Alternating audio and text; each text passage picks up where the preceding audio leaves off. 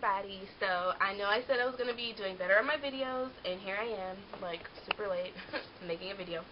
A lot has been going on, and so I'm just going to jump in and just do an update on my ultrasound because I never really got to talk about it. So my ultrasound was May 27th, and as most of you should know, I'm having a little boy. All of my guesses, my intuition was right. It's definitely a little boy, so we're really excited. So I'm just going to talk about what happened at the ultrasound and have some pretty important information about the results of the ultrasound as well. So thank you, baby. So basically, the night before the ultrasound, like, I was so excited, like, overwhelmingly excited. Like, I was like a little kid before Christmas, you know. I couldn't sleep. I just kept thinking about the ultrasound and, you know, finding out if it's a boy or a girl. I had a dream about it. Like, I literally only got, like, 3 or 4 hours of sleep that night. It was just insane. So, the next morning, of course I was really tired, but because I had been up all, or because I was so excited, I didn't really care.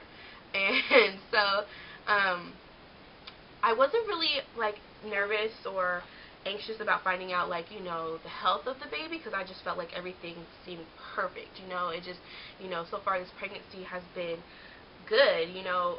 Overall I wasn't really that sick. I've been feeling the baby move a lot. He, you know, he feels so strong, doing all kinds of stuff in there. So, you know, I felt confident that everything was going to be fine, and I was just excited to confirm it was a boy. So we get to the ultrasound, and I actually had to wait, like, I don't know, 25 minutes before they even called me in, which did not make me happy. But it was alright. We got in, and the ultrasound tech asked us if we wanted to know the gender. And I said, of course, absolutely, positively. But anyway, so she was doing a few things before she actually revealed the gender, and like a couple times I swear I saw the boy parts. Like, I was pretty sure. I was like, oh yeah, I already know it's going to be a boy. And I think my boyfriend seen it too. He was like, wait, oh, okay. You know, like he thought he'd seen it. And she eventually revealed that it was a little boy. And let me tell you guys, this kid had his legs, like, way open, like, wow. It was just like, bam, on the screen. Like, I'm a boy. Like, for sure.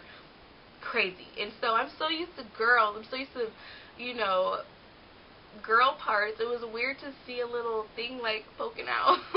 Like, the boy parts, I'm just so not used to it. So it was pretty funny.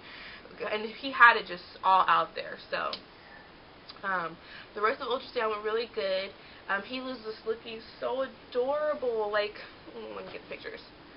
Like, his little profile picture is just so cute. He has, like, this tiny little nose, these cute little lips, and oh, I just love it. I hope you could see it. It was just so adorable, and he was moving all around, of course, and doing all kinds of stuff, and she, you know, was doing all the measurements and everything, and I had asked her if my placenta was low, because with Milani, my placenta was low, and they're worried about placenta previa, and I had to have, like, an additional ultrasound at, like, 30-something weeks, just to make sure it had moved, which it did. And so I was just curious if that had happened this time. She's like, well, I'm not quite ready to tell you yet. So I was like, okay. And by the end of the ultrasound, I forgot to ask again, and she never told me. So I did ask, however, was he measuring, like, ahead, or was he on time? And she said he was measuring at 20 weeks and 1 day, and I was 19 weeks and 2 days. So he was measuring a little bit larger, which I had a feeling just because he just seems so strong and, like, big in there when he's moving around. But you know, the ultrasound is never 100% on the timing anyways. Yeah. You ripped up all this toilet paper, baby. Yeah. So, where was I? So we left the ultrasound. I was supposed to have my appointment right after that, but they rescheduled me.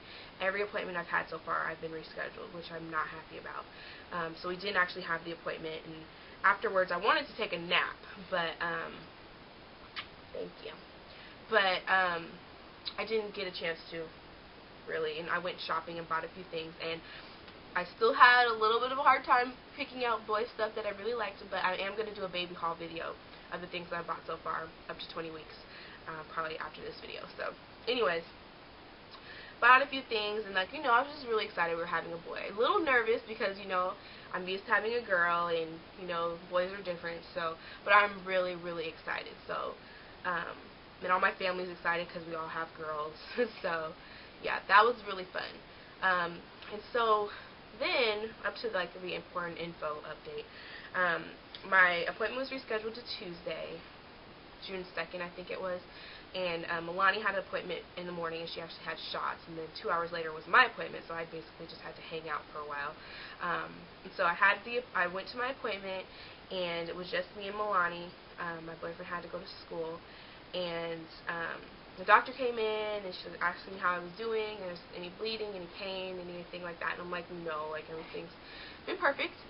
And she started talking to me about the ultrasound and my blood work, and she's like, you know, your blood work is perfect, you have low chance, very, very low chance for Down syndrome, and trisomy 28, and blah, blah, blah, all that other stuff.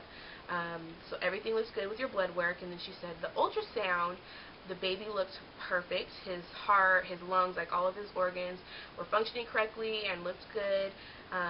Everything with him looked absolutely fine. And so I'm like, yeah, I know, okay, blah, blah, blah. I'm just figuring, you know, this is just a routine update. You know, they're going to tell me the results and then listen to the heartbeat, ask me if I have questions, send me on my way. So I'm just, you know, of course, that's what I expect her to tell me. Then she's like, but there is something that we need to be concerned about and watch out for. And I'm just like, okay. You know, I'm assuming she's going to say my placenta was low again. Like, that's really what I was expecting her to say. And she, come here, Mama. She, like, comes over to me and basically, be careful with that, Mama. That's your brother. Say, brother. So, she comes over to me and she starts explaining that the placenta and the baby's umbilical cord is not connected in the exact place that it's supposed to be. And at first I thought she was saying his umbilical cord wasn't connected to his body in the right place. I'm like, so is he going to have like an off-center belly button or something? She's like, no, no, no. So basically, okay, let me see this. Here, you can look at this book. Basically, the placenta is right here, and the umbilical cord would normally connect like right in the center of the placenta. Well, instead of it connecting right in the center, his umbilical cord is connecting to like the side or whatever, not directly in the middle of the placenta. And that's a concern because in the middle is where all of the blood flow, all of the nutrients, all of the oxygen is like abundant, you know, like that's where all of it is mainly at, or most of it is at. And so when it's not connected to the center and it's connected to the side, there's a possibility that he's not getting all of those nutrients and the blood flow and oxygen that he would be if it was in the middle. And so I'm just like, okay, and like she draws a little picture and she's like, does that make sense to you? And I'm like, yeah. And she's like, so basically what that means is there's a possibility that he could stop growing or not grow as well as he needs to be growing, which then would mean I would have more than likely end up with a preemie baby, or they could induce me like highly prematurely, depending on how well or how not so well he's doing. And I'm just like in shock, you know, I'm here by myself with Milani, I'm expecting everything to be perfect, and I start getting this, you know, and I'm like, okay, like, this is such a shocker. I was expecting things to be perfect, you know. This pregnancy wasn't planned. I just felt like he was meant to be here. Everything's going to be fine, you know. No, thank you. And so, you know, I was just kind of in shock. And she said that basically I have to be monitored extra closely now. Every time I have an appointment, I'll have to have an ultrasound to check his growth. She said that once I turn 30 weeks, I'll also be monitored with the non-stress test every appointment to check his, like, how he's doing in there and his heart rate. Tissue in my boobies. Sorry. All of that. And I'm just like, wow, like all of this. And she's like, it's nothing you did, it's just how the placenta and the umbilical cord formed. And I'm just like, I'm so annoyed by that because I've had other issues, like Milani has had health scares, we've had other things going on, and it's always the doctor's like, it just happens, there's nothing you did, and it's just annoying, you know. And so I'm like, so what am I supposed to do, you know? Because she said there's like a 10% chance that a placental abruption could occur where the placenta like is removed from your body and the baby is getting nothing, which in most cases you would probably lose your baby. Or it could just happen partially and then you'd probably have to have the baby right away. So I'm like, okay, so say in a month or 2 months, I come in and, you know, you guys find out he's not growing right. Thank you, baby. And then what are we gonna do? And she's like, depending on how bad it is, if it's really severe, you'll be sent to be induced to have the baby. You know, whether I'm 7, 8 months pregnant or whatever. And she was like, if it's not as bad, then you'll be put on bed rest in the hospital, and you'll be on bed rest until you deliver the baby. And I'm just like, I have a 1-year-old toddler. How am I going to be put on bed rest? You know, my boyfriend's leaving for 60 days in a few weeks for his internship. It's just going to be me and her, and it's just, you know, all this stuff is going through my head, and I'm just like, I couldn't believe it. And then she said that, you know, they just have to be really careful. And I'm like, should I limit my activity? Should I do anything? And she's like, before 24 weeks, a baby's not viable anyways, which I already knew. But, you know, she's like, so there's nothing that we can really do at this point but wait, I guess, which is just a crappy thing to have to do for me, you know. It's just like, hopefully I get to a point where my baby's viable just in case, you know. So, but she did say that the thing that I can do is try to stay really, really hydrated, so that way my blood flow is like as good as possible, you know, and give him the best chance to get everything that he needs. So, you know, she just said we have to just watch out for it, you know. She didn't seem like super concerned, but she didn't seem like she wanted to lead me on to believe like this is nothing small, like this is something small. So, anyways, I left the appointment, and I just kind of broke down. It's hard to hear that, because I asked her, I'm like, so I'm a high-risk pregnancy now. I was saying, you never really think that you're going to be high-risk. You know, I'm 22 years old. I'm healthy overall, you know. Like, you just never think that you're going to be considered one of those high-risk pregnancies, and it's scary, and it sucks. It really does. And you know, it's like I still feel strongly that this baby's going to be perfectly fine. Like, he was measuring ahead in the ultrasound. You know, he's moving a lot. I feel him a lot, you know, and I just feel like everything's going to be fine. And, you know, but of course it's just a concern. It's really, really scary. I'm not going to lie and be like, oh, I'm not worried about it, because I am. But I went home and I did a little bit of research, and what this is called is, oh man, I can't remember now. Marginal insertion of the umbilical cord, basically. And so, from what I read, there's not a lot of information on it, but there's a lot of like forums, or a couple of forums with people talking about their experience with it. And some people were like, you know, I wish my doctor never even told me, because it was never a concern. I was perfectly fine, delivered a full-term healthy baby, and it was never a concern. They just had to watch me extra close. But then there's also the other few people who have the worst case scenario, you know, where they lose their baby, or, you know, they have their baby who really, really prematurely. And so, you know, I'm going to stay positive about it. Overall, from what I read, things seemed more positive than negative. And like I said, I feel like things are going to be okay, but it's really scary, and it's really upsetting. You know, you have worries already when you're pregnant, but I felt like this time, it's my second time around, I felt more confident. You know, the first time you're nervous because it's your first baby, you don't know what to expect, but this time I felt like, oh, it'll be fine, you know.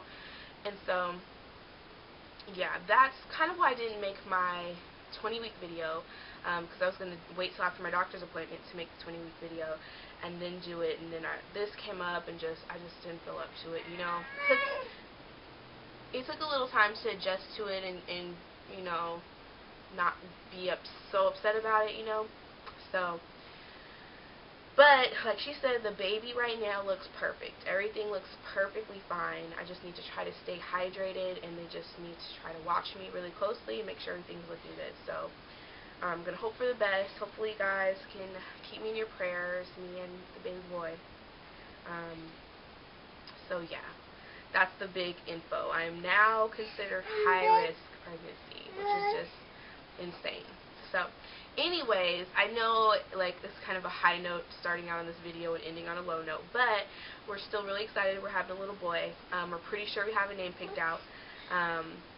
Milani's going to be a big sister.